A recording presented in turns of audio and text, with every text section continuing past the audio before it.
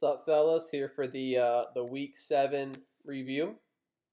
Hopefully the acoustics are a little better for you, Josh. I have moved into my new place, but don't really have any furniture because all my stuff's not getting delivered till Thursday, and I will be moving all of it in on Friday. So currently living off the bare minimum, but did get the internet hooked up today, mainly just to give you guys a video, of course.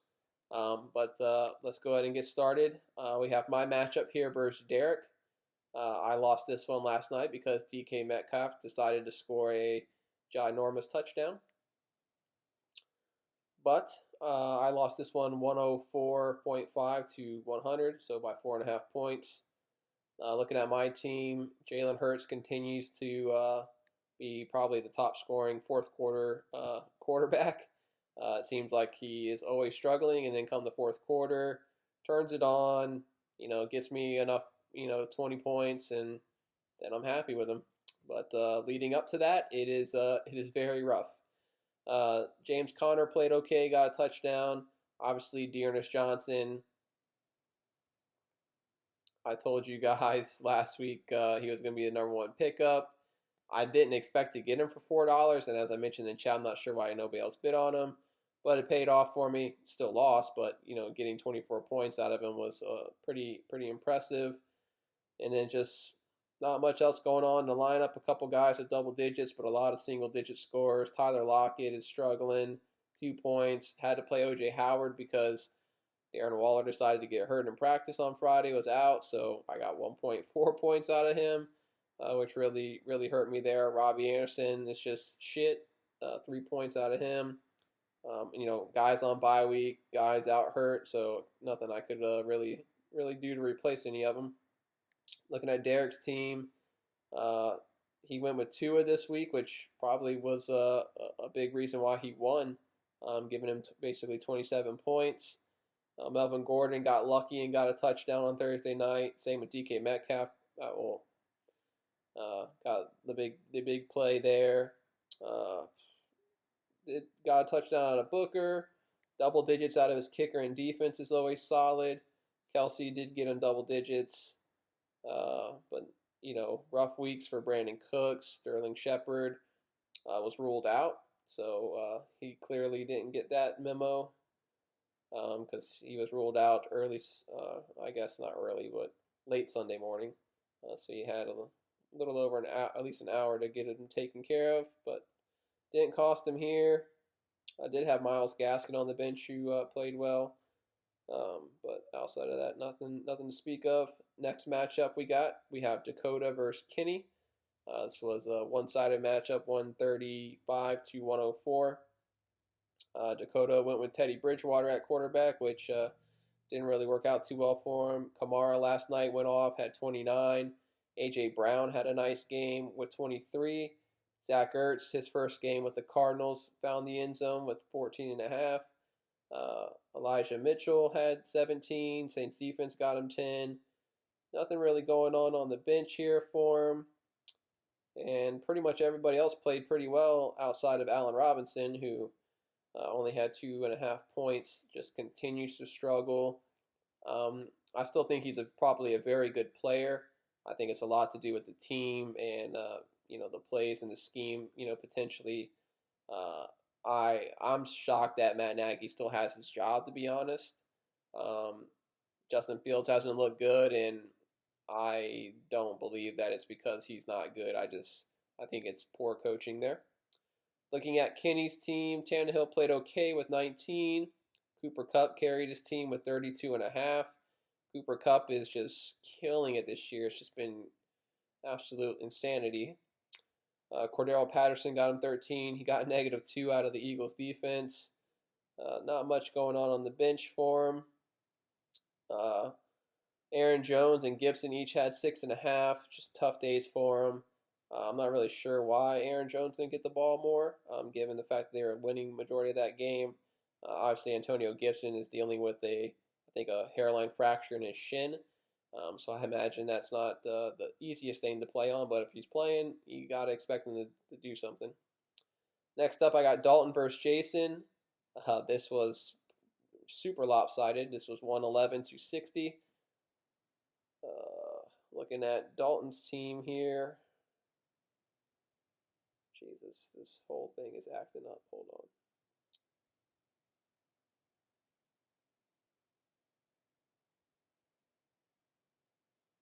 Whatever. I'll just figure it out. Hold on. Let me refresh this shit. It is very confusing to try to figure out who was in the lineup the way it's showing it. Fuck, it's still doing that shit.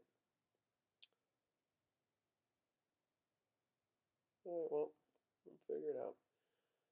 Dalton had Joe Burrow, who had a nice game with 26 or 27 points, basically. Jamar Chase continues to dominate as a rookie, 30 points. Ridley didn't play too well, but did find the end zone, got him 10. Patriots defense got him 13. Kicker got him 9. Not much else going on there. Darnell Mooney got him 5. I don't really know what you expect out of Mooney, to be honest. A.J. Dillon got him negative -0.7 because he fumbled. Obviously, it was, I know some of these teams this week just had to fucking just throw somebody in there, with bye weeks and all that stuff. Didn't matter. He still got the W, mainly out of 2 guys carrying the team. Looking at Jason's team, Tom Brady played well with 24. Packers defense got him double digits, and obviously, when you put up 60 points, that was kind of it. Everybody else had single digits. Went with Mecole Hardman, who only got him 3. Naheem Hines with 1.7, although I'm not even sure if he had some of these guys in the lineup. Just not a good day for him either way. Next up, we got Garrett versus Michael. This was a high-scoring matchup. This was 160-139. Garrett is currently at 6-1, which is a little surprising given that he has lost a lot of guys. McCaffrey, David Montgomery, Russell Wilson. I'm not really sure how he's still fucking pulling out wins, but looking at his team, yeah, Carson Wentz, who got him 20. DeAndre Swift continues to impress. I'm not really a huge fan of him, but he has definitely proven that wrong this year, playing very well. 24. Played Michael Carter, who had 12.4.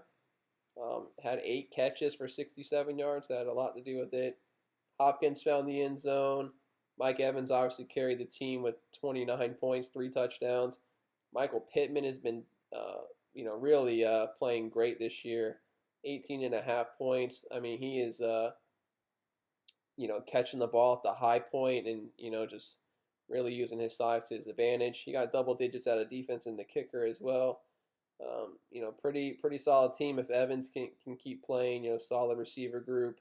Once he can get some of his injured players back, it's gonna be a tough team to take out. Looking at Michael's team here, Lamar Jackson got him 23.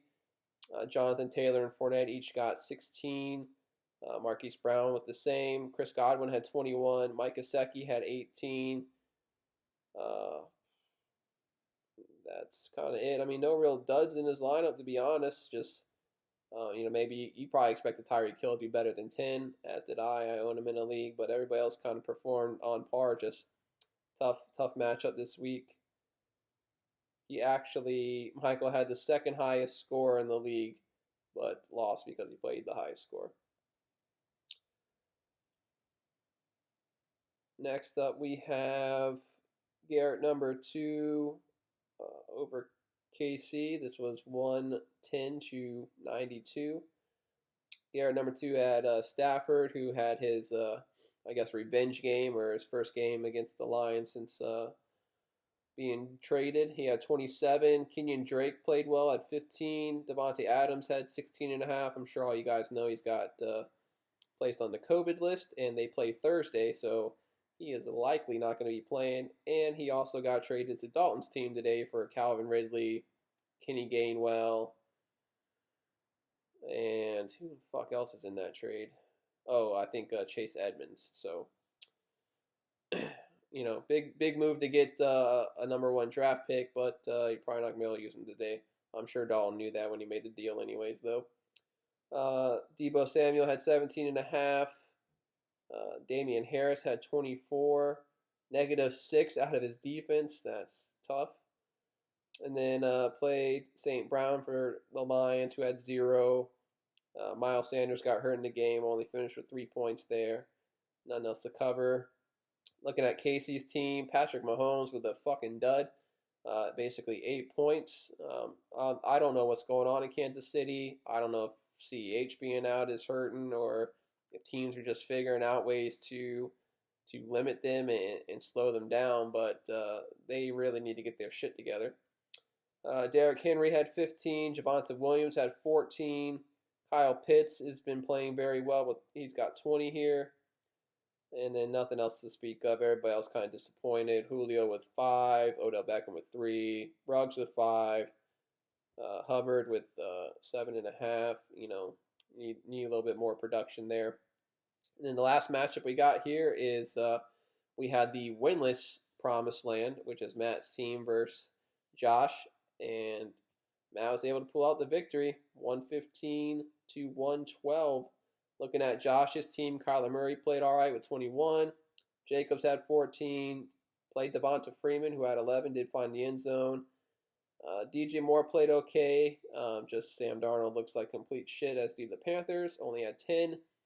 Corey Davis found the end zone at 12. Kirk found the end zone at 13. Kicker got him 12. Nothing else to talk of there. Did go with Tyler Johnson for the Bucks, hoping that he could fill Antonio Brown's role, and didn't really do that because he only had 2.5. But everybody else kind of played on par to what you'd expect. Looking over here at Matt's team, he had Aaron Rodgers with 24.5. McLaurin had 22. Did get in the end zone. Goddard had him 10.5. Big day out of the defense with 18 and 13 out of the kicker. His entire bench was on bye week because he is loaded with fucking Buffalo Bills players. Looking at his team, Henderson, everybody thought it was going to be a smash week for Darrell Henderson. Not so much, only had 8 points. Darrell Williams was only 6.5. Tyler Boyd kind of seems to be the odd man out, behind Chase and Higgins. And, potentially maybe even the tight end, Uzama. Only had 6. Marquise Callaway with 4.5. He was one guy everybody was so big on in the preseason, just really, really hasn't panned out. Tim Patrick only got him 2.5, so a little bit of difficulty there. But did get the victory for him. As far as free agents, fuck. And the thing won't load currently, so there it goes. Looks like Devin Singletary's available. Khalil Herbert. Looks like they got Alan Lazard as the best receiver, but he has also been placed on the COVID list, so he will not be participating. I think most of the big people that people were going after are already picked up. It looks like T.Y. Hilton's available if anybody's in need of a receiver. But get your waiver claims in, and best of luck to everybody. And I will see you guys next time. I will have power rankings up here shortly. See ya.